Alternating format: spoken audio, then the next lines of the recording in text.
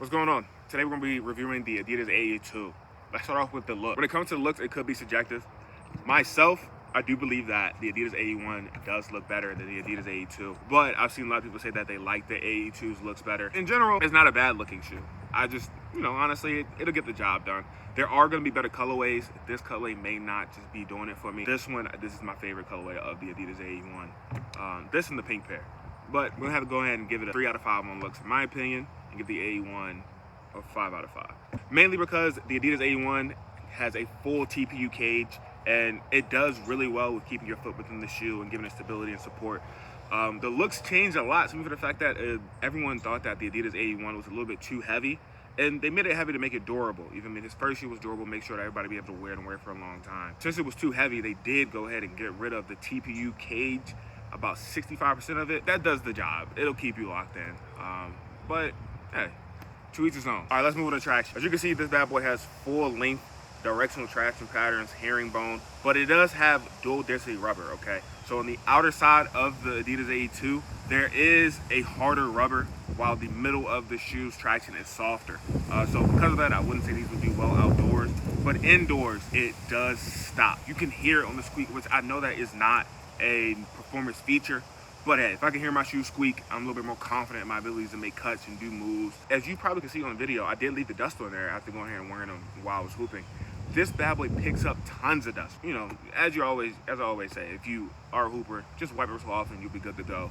I didn't slip out on the dust, but I did notice that, hey, it is a possibility, especially with this big plate right here.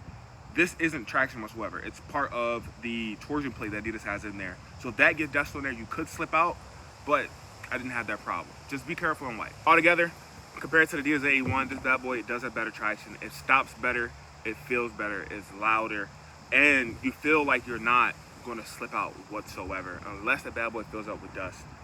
So I have to get that bad boy a 4 to 5 when it comes to traction. When it comes to the fit, if you're a wide footer, you're gonna be okay in both of these, but in my opinion, after wearing these at the same exact time, the Ae1 has more room in the toe box for your wide foot. So it's more wide foot friendly, but this will still get it done. After breaking it in, not really a problem, man. These both fit, very well. The one thing that they did fix with this is the heel slip issue.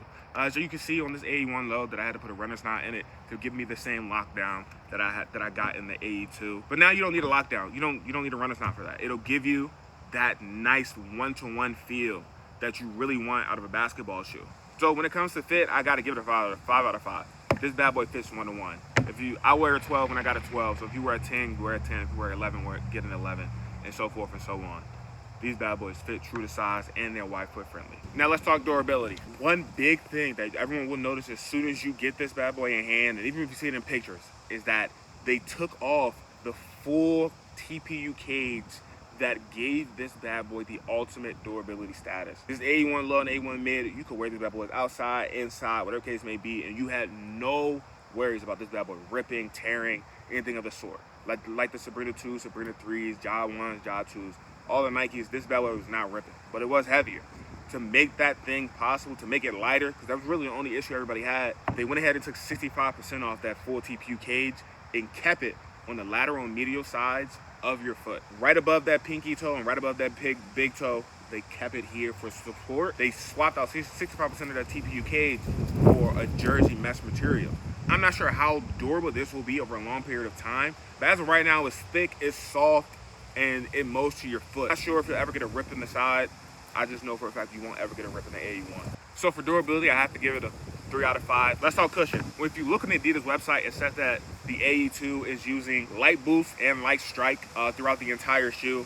But after cutting the shoe in half, that's not the case. It's really using full-length jet boost with a top-loaded shank and a bottom-loaded torsion plate.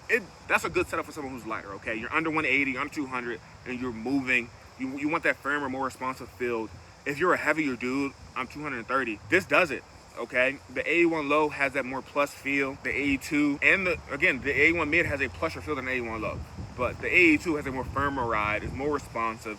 If you're a guard, you're really gonna love this setup. If you're a heavier dude, you're gonna like this setup. So all in all, when it comes to cushion, I'd have to give this one a 3 out of 5. It is worse than the Ae1, but in the grand scheme of basketball shoes, it has more cushion than the Under Armour Curry brand Fox 2 with that bad boy, it feels like it's running on a plank.